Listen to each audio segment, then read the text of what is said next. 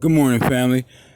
It's another episode of Cable Game 93 with coming to you with a little morning inspiration, dealing with, well, pretty much piggybacking off of the conversation that we had yesterday, dealing with what is God to you? Pretty much, is God the God of your spirit, or is he the God of your circumstances? And this is going to be part 3, pretty much the final chapter of this particular conversation. And that's based on the fact that the reason why I came up with that subject is because that same thing applied to me. When I first started dealing with God, even, gave my life to the Lord, he was the God of my circumstances. I knew nothing else. That's just what it was, because I was already in a tight spot. As it was, I was already, considered myself had my back against the wall. So I was looking for any way out by all means necessary. And at that time, it seemed like God was the best thing smoking at that point.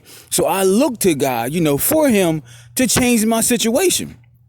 And it was over the year. It's been years and years and years of being dealt with, years and years and years of being shaped and transformed to where I realized that God is more than just a God of our circumstances.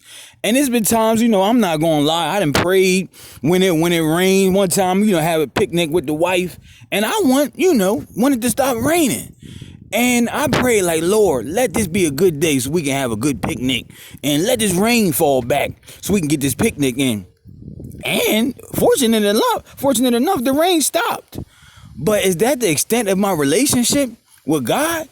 Based on him stopping the rain, or I think that he stopped the rain for me because I asked him for it? Once again, family, that's that Santa Claus mindset. That's all it is. That's that genie mentality. It's like, I would encourage you, family, that it's more to having a relationship with the Spirit, with God, than having a situation that's accommodating. So, like I said, family, I went on. I went on a little further. Instead of just stopping and allowing God to be the God of my circumstances, over years of shaping and molding, over years of being transformed, got to a place where I was able to understand that it's more than just a circumstantial relationship. It's first and foremost, it's a heartfelt relationship. And that's where I believe the progress for me started to begin. In the beginning, it was all surface. The relationship was superficial. And the same thing with a husband and wife type relationship, girlfriend and boyfriend type relationship. In the beginning, y'all all excited. Everything is all gravy. But then over time, you begin to get down to the nitty gritty. You begin to get down to, to the grind, so to speak. And then you really see what each other is made of. And that's how I believe it is with us and God. Over time, as we get past all the gloss and the glitter, we able to deal with God not based on what's in his hand, but what's in his heart. And then what that does is that resonates with us.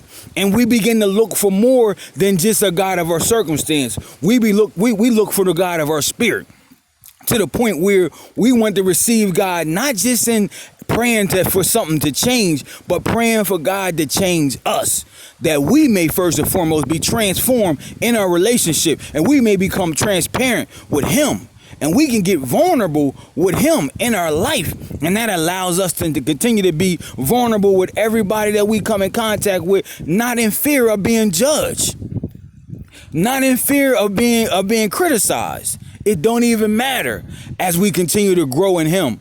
So I'd encourage y'all, family. I'm not going to extend this any longer. I want to round this thing off. Just give y'all something, to nibble on for now. It's like, is God the God of your circumstances to you, or is he the God of your spirit?